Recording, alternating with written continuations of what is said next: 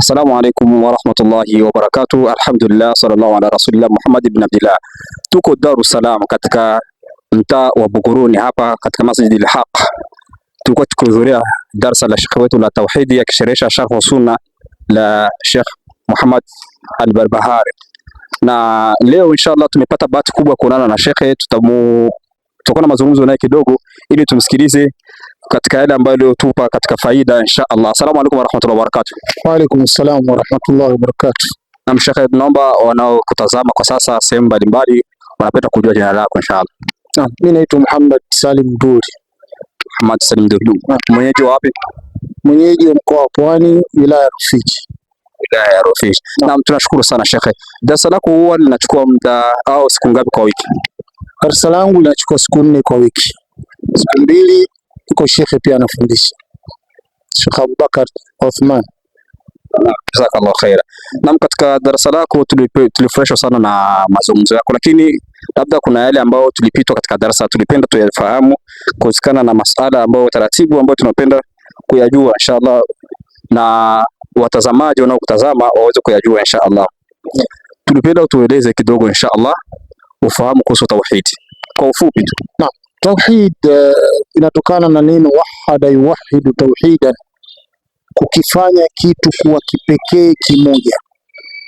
Ama kisheria neno tauhid huwa ifradu Allahi jalla wa ala fil ibadati wa fi rububiyyati wa fil asma'i was sifati, kumpwekesha Allah, kumfanya yupekee, anahusika, ndio mwenye haki ya pekee ya kuabudiwa, lakini katika malezi na uumbaji wake vile vile na umiliki, lakini vile vile katika majina yake na sifa zake. Hilo maana ya tauhid kwa ufupi.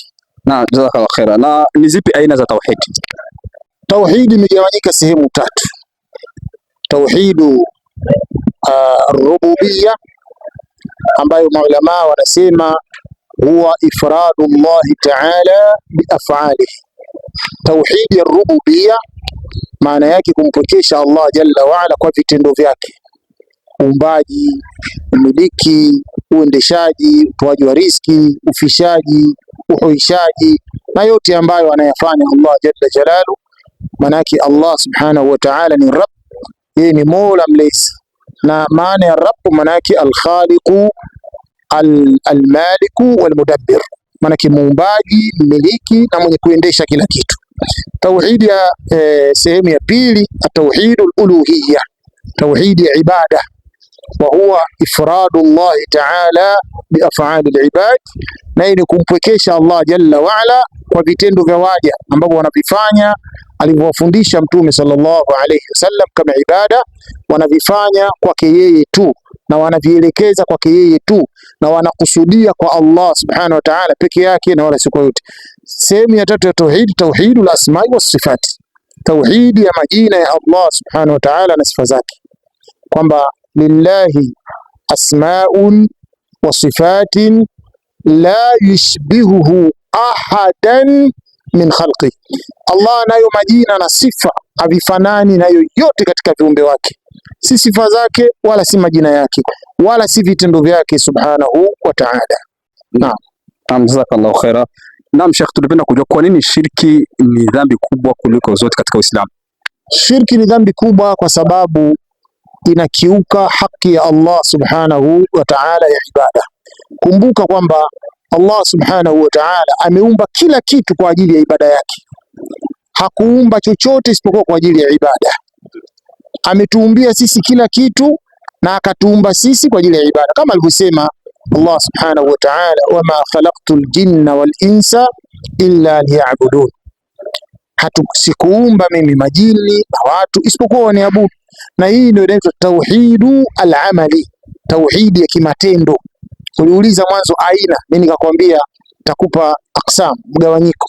Ama aina za tauhidi ziko 2, kuna tauhidu ilmi na tauhidu amali. Tauhidi ya matendo ni hii, wama khalaqtul jinna wal insa illa liya'budun, sikuumba mimi majini na watu isipokuwa waniabudu. Lakini Allah jalla wa ala pia akatuambia wa khalaqa lakum ma fil ardi jami'an, na amekuumbieni kwa ajili yenu vyote vilivyoko ardhini, vyote amekuumbieni kwa ajili yenu, lakini nyinyi mmeumbwa kwa ajili ya ibada. Ama tauhidu ilmi ambayo aina ya pili ya tauhid. Allah subhanahu wa ta'ala kama alivyosema, Allahu khalaqa sab'a samawati wa min al-ardi mithlahun.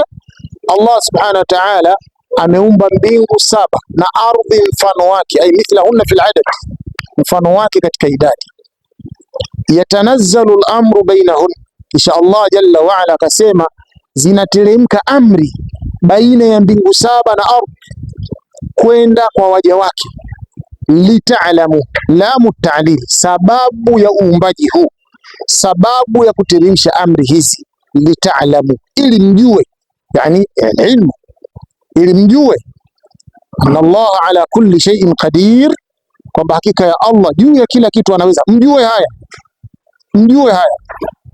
Wa anna Allah qad ahata bi kulli shay'in ilm, kama alivyosema, naomba Allah amezunguka kila kitu kwa elimu.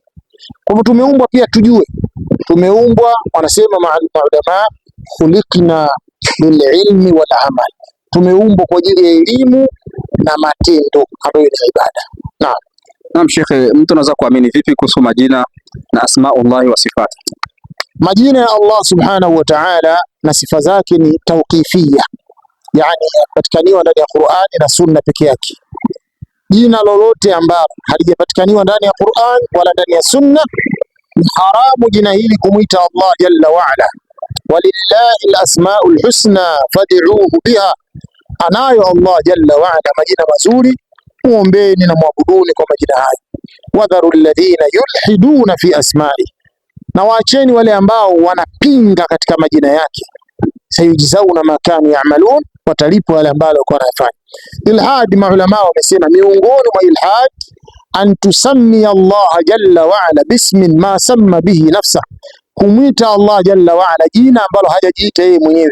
Kwa hivyo mwite Allah subhanahu wa ta'ala jina ambalo limethibiti ndani ya Qur'an na ndani ya Sunna, na wala usimwite jina kwa mujibu wa lugha yako na kwa mujibu wa unavyojua wewe na kabila lako. Hapana, kufanya hivyo ni ilhad katika majina ya Allah subhanahu wa ta'ala. Naam, jazakallah khair. Naam Sheikh, katika al-Ash'ari ni katika makundi ambayo hayaamini sifa za Mwenyezi Mungu. Naam. Vipi hukumu al-Ash'ari? Ash'ari ni katika makundi yaliyopotea, katika makundi yaliyopotea, na wale maulama viongozi wamekufuru kwa sababu wanapinga wazi wazi majina ya Allah subhanahu wa ta'ala. Lakini ikiwa watakuwa wamepinga pamoja na ilmu, huku wakijua kwamba haya ni majina ya Allah na hizi ni sifa za Allah subhanahu wa ta'ala, wakazipinga moja kwa moja, watakuwa wamekufuru.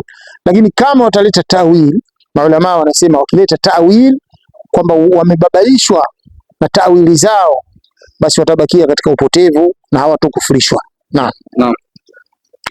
Tunashukuru sana Sheikh, ila tu katika darasa lako leo. Naam.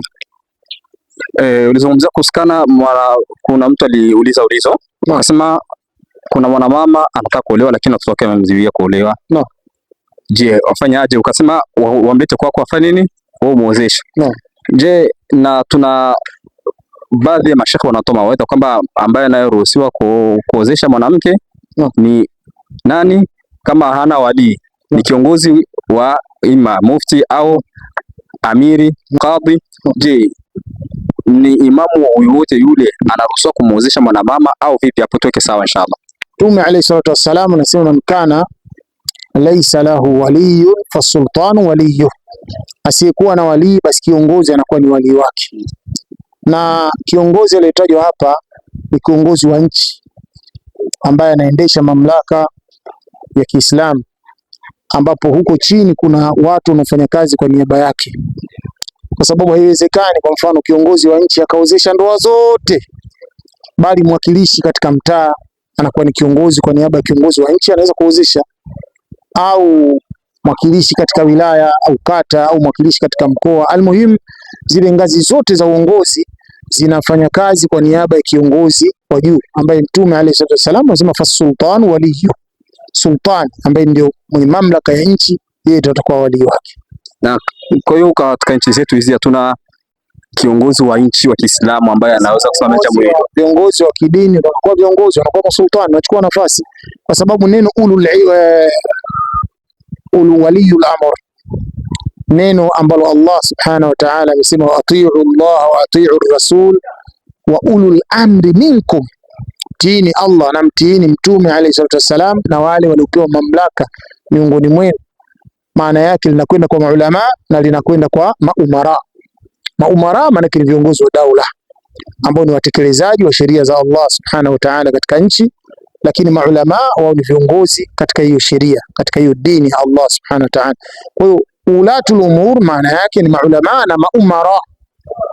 Ikiwa alim atakuwa ametekeleza jambo kwa ajili ya Allah subhanahu wa ta'ala ambalo litakikana litekelezwe katika nchi, atakuwa amefanya sawa, na ikiwa amir wa nchi atatekeleza jambo kwa ajili ya Allah subhanahu wa ta'ala itakuwa ni sawa, kwa sababu hii wa ulul amri minkum linakwenda kwa maulama na maana kwa maulama, mashekhe, maimamu wanaingia ndani yao katika hilo jambo. Naam, bila shaka. Shukrani. Na swala la mwisho kabisa la kumalizia, ulisema katika darasa kwamba haijuzu kusoma katika mtu wa bida. Naam. Je, kuna uhusiano gani kutafuta elimu na kufuata bida? Kwa kama mimi ninakwenda kusoma kwa mtu wa bida. Naam. Na sheria imenizuia kwenda kusoma sasa. Kuna uhusiano gani wa mimi kwenda kutafuta elimu na kufuata bida? Atakufundisha bida na atakuongoza katika bida, atakupoteza. Ndio maana al-Imam Muhammad bin Sirin rahimahullah ta'ala alisema inna hadha al-ilmu dinun fandhuru amman ta'khudhuna dinakum, hakika hii ilmu ni dini, angalieni kutoka kwa nani mnachukua dini yenu. Ukichukua dini kutoka kwa mtu wa dhalali atakupoteza. Kama vile ukijifunza tabia za mwizi utakuwa mwizi, ukijifunza tabia za mlevi utakuwa mlevi, na hivyo hivyo ukijifunza elimu kwa mtu ambaye amepotoka, bila shaka atakupotosha, kwa sababu wewe hujui, yeye anajua. Na kwa hivyo kile ambacho yeye anakijua atakufundisha na atakwambia hiki ni sawa, kumbe sio sawa.